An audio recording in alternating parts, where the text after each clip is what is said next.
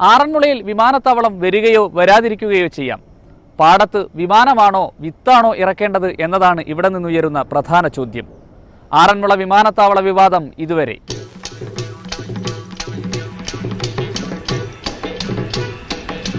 തോട്ടുംകരയിൽ വിമാനമിറങ്ങാൻ താവളമുണ്ടാക്കും, തോട്ടുംകരയിൽ വിമാനമിറങ്ങാൻ താവളമുണ്ടാക്കും.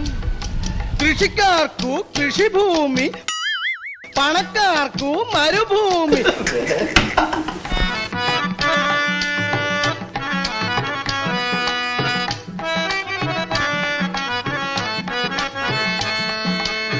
വികസനം എന്നത് ഇന്ന് നമുക്കൊരു മനോഹര ചർച്ചയാണ്. സാങ്കേതികമായി വളർന്നും വലിയ വലിയ മാളുകൾ സൃഷ്ടിച്ചും വികസന ചർച്ചകൾ പുരോഗമിക്കുന്നു. എന്നാൽ എന്തിനാണ് ഓരോ പദ്ധതിയും എന്നതും ആർക്കൊക്കെ വേണ്ടിയിട്ടാണ് ഓരോ പദ്ധതിയും ഇവിടെ ജനിപ്പിക്കുന്നത് എന്നതും ഒരു പ്രധാനപ്പെട്ട ചോദ്യമാകുന്നു. ജനപ്രതിനിധികൾ കൊണ്ടുവരുന്ന പദ്ധതികൾക്ക് ജനം എതിര് നിൽക്കുന്നത് കേരളത്തിലെ സ്ഥിരം കാഴ്ചയാണ്. അത്തരമൊരു പദ്ധതിയാണ് ആറന്മുള വിമാനത്താവള പദ്ധതി. പുഴയിൽ നിന്ന് വയലിലേക്കും വയലിൽ നിന്ന് പുഴയിലേക്കും നീരൊഴുക്ക് തടസ്സപ്പെട്ട് കൃഷി നടത്താൻ കഴിയില്ലെന്ന കർഷകരുടെ നിരന്തര പരാതി ആരും കേട്ടില്ല. അതുകൊണ്ട് ഇവിടെ പാടങ്ങൾ വർഷങ്ങളോളം ശൂന്യമായി കിടന്നു.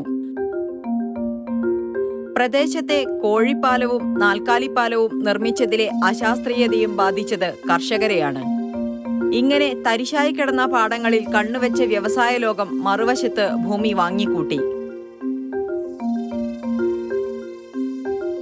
വെള്ളം കയറിയ പാടത്ത് മത്സ്യകൃഷി നടത്തുമെന്ന് പ്രഖ്യാപനവുമായാണ് ആദ്യം ഭൂമി വാങ്ങിയത്. എന്നാൽ ഇതിനായി കാത്തിരുന്നവർക്ക് നിരാശയായിരുന്നു ഫലം. വസ്തു വാങ്ങിയ ആളുടെ എഞ്ചിനീയറിംഗ് കോളേജിൽ എയ്റോനോട്ടിക്കൽ എഞ്ചിനീയറിംഗ് കോഴ്സ് നടത്താൻ നീക്കം ആരംഭിച്ചു. ഇതിനു വേണം ചെറിയ വിമാനത്താവളം. ഒരു വിദ്യാഭ്യാസ സ്ഥാപനം എന്നുള്ള നിലയിൽ നാട്ടുകാർ ഇതിന് പിന്തുണയും നൽകി. അങ്ങനെ മത്സ്യകൃഷിയിടം എയർ സ്ട്രിപ്പായി മാറി. പൊടുന്നനെ കേൾക്കുന്നു സ്ഥലത്ത് വിമാനത്താവളം വരുന്നു എന്ന്. ചെന്നൈ ആസ്ഥാനമായി പ്രവർത്തിക്കുന്ന KGS ഡെവലപ്പേഴ്സ് എന്ന കമ്പനിയാണ് പദ്ധതിക്കായി മുന്നോട്ട് വന്നത്. അനിൽ ധീരുഭായ് അംബാനിക്ക് 15%, ആറന്മുള ഏവിയേഷൻ ലിമിറ്റഡിന് 30%, കിൻഫ്രയ്ക്ക് 3%, KGSന് 52% എന്ന നിലയിലാണ് ഓഹരികൾ നിശ്ചയിച്ചത്. സംഗതി വിവാദമായപ്പോൾ സർക്കാരിന് 10% കൂടി നൽകി ഓഹരി പുനർനിർണയം നടത്തി.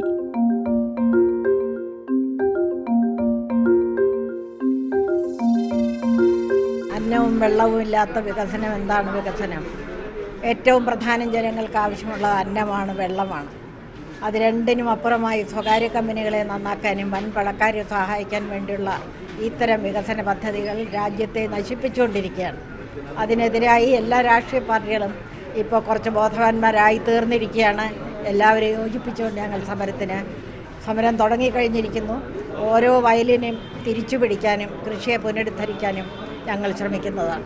KGS ഗ്രൂപ്പ് തങ്ങളുടെ ആവശ്യങ്ങൾ ഒളിഞ്ഞും തെളിഞ്ഞും നടപ്പിലാക്കിക്കൊണ്ടിരിക്കുന്നു. പദ്ധതിക്ക് അനുവാദം നൽകിയവരിൽ പലരും ഇപ്പോൾ സമരത്തിന്റെ മുൻനിരയിലുണ്ട്. പദ്ധതി ജനങ്ങൾക്ക് വേണമെന്ന് സ്ഥലം MLAയും ജനകീയ സംവാദത്തിന് സന്നദ്ധമാണെന്ന് സമരക്കാരും പറയുന്നു. ലാൻഡ് ബോർഡ് ഇവിടെ കണ്ടെത്തിയ 232 ഏക്കർ ഭൂമിയിൽ ഇപ്പോൾ കുടിൽ കെട്ടി സമരവും ആരംഭിച്ചു. KGS ഗ്രൂപ്പ് എന്ന സ്വകാര്യ കമ്പനിയുടെ ഗ്രീൻഫീൽഡ് എയർപോർട്ടിനുള്ള അപേക്ഷയ്ക്ക് 2010 VS അച്യുതാനന്ദന്റെ മന്ത്രിസഭായോഗം തത്വത്തിൽ അംഗീകാരം നൽകി.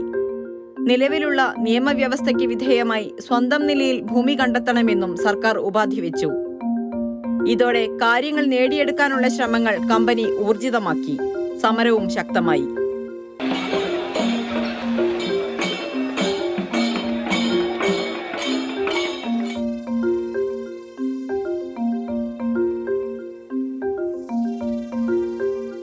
ഇതിനിടയിൽ പദ്ധതി പ്രദേശത്തെ 232 ഏക്കർ ഭൂമി സംസ്ഥാന ലാൻഡ് ബോർഡ് മിച്ചഭൂമിയായി പ്രഖ്യാപിച്ചു.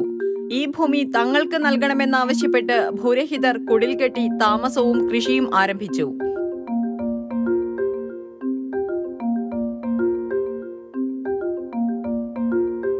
ഇതിനെ ഞങ്ങൾ അടിസ്ഥാന പ്രശ്നം എന്നുള്ള നിലയ്ക്കാണ് കാണുന്നത്. ഭൂമിയില്ലാത്തവർക്ക് ഭൂമി കൊടുക്കുക എന്നുള്ള പ്രാഥമികമായ കടമ ഒരു ഗവൺമെന്റ് നിർവഹിക്കാതിരിക്കുന്നത് കൊണ്ടാണ് ഇത്രയേറെ ഭൂരഹിതർ നമ്മുടെ നാട്ടിലുണ്ടായത്.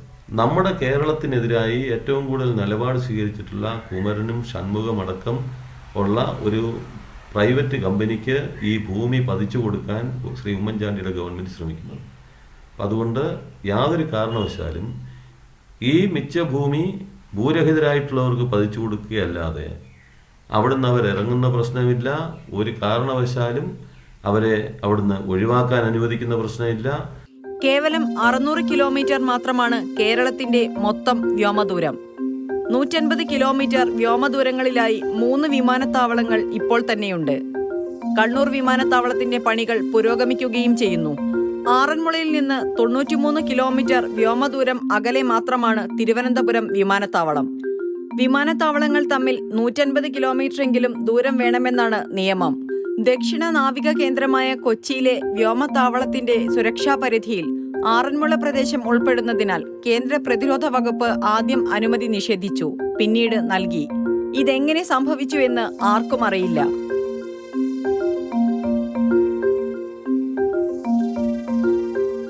എന്നാൽ സമരക്കാരുടെ ആശങ്കകൾ നാട്ടുകാർക്കില്ലെന്നും വികസനത്തെ തകർക്കുകയാണ് ചിലരുടെ താൽപര്യമെന്നും സ്ഥലം MLA ശിവദാസൻ നായർ. KC രാജഗോപാലായിരുന്നു ഇവിടുത്തെ MLA എങ്കിൽ CPM സമരത്തിനുണ്ടാകുമായിരുന്നില്ല. ഇന്ന് LDF ആയിരുന്നു ഇവിടെ അധികാരത്തിൽ എങ്കിൽ മുല്ലക്കര രത്നാകരൻ സമരത്തിന് വരുമായിരുന്നില്ല. അപ്പോൾ ഇതെല്ലാം അറിഞ്ഞുകൊണ്ട് കാര്യങ്ങൾ നടത്തിയ ആളുകളാണ് ഇപ്പോൾ സമരത്തിന് വന്നിരിക്കുന്നത്. അപ്പോൾ ഇത് സ്വപ്ന പദ്ധതിയായി അവതരിപ്പിച്ചത് കഴിഞ്ഞ LDF ഗവൺമെൻറ്റാണ്. തങ്ങൾക്ക് കിടക്കാനിടമില്ലാതെ എന്തിനാണ് വിമാനത്താവളം എന്നതാണ് നാട്ടുകാരുടെ സംശയം.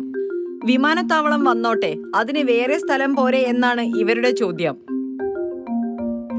എയർപോർട്ട് നമുക്കതിനകത്ത് താല്പര്യമില്ല, വേറെ സ്ഥലത്താണെങ്കിലും വരുമല്ലോ, വരാൻ സാധ്യതയുണ്ടല്ലോ. അപ്പോൾ ഞങ്ങളുടെ കാര്യങ്ങളൊരു നീക്കുപോക്ക് ഉണ്ടാകണം എന്നുള്ള ചിന്താഗതിയില്ല. പമ്പയാറിന്റെ ജലസ്രോതസ്സാണ് ഈ ദേശത്തെ നീർത്തടവും നെൽവയലുമെല്ലാം. ഇവ നികത്തിയാൽ പമ്പയുടെ ഒഴുക്ക് തടസ്സപ്പെടും. ആറന്മുള പള്ളിയോടങ്ങൾ ഓർമ്മയിലാകും. ആറന്മുള കണ്ണാടി നിർമ്മിക്കാൻ ഇവിടുത്തെ വയലിലെ ചളിമണ്ണ് വേണം. ഈ മണ്ണ് കിട്ടാതായാൽ കണ്ണാടിയും ചരിത്രത്തിന്റെ ഭാഗമാകും. നാടിന്റെ പൈതൃകം നിലനിർത്തിയുള്ള വികസനമാണ് ആറന്മുളക്കാർ ആഗ്രഹിക്കുന്നത് എന്നാണ് സമരക്കാരുടെ പ്രധാന വാദം.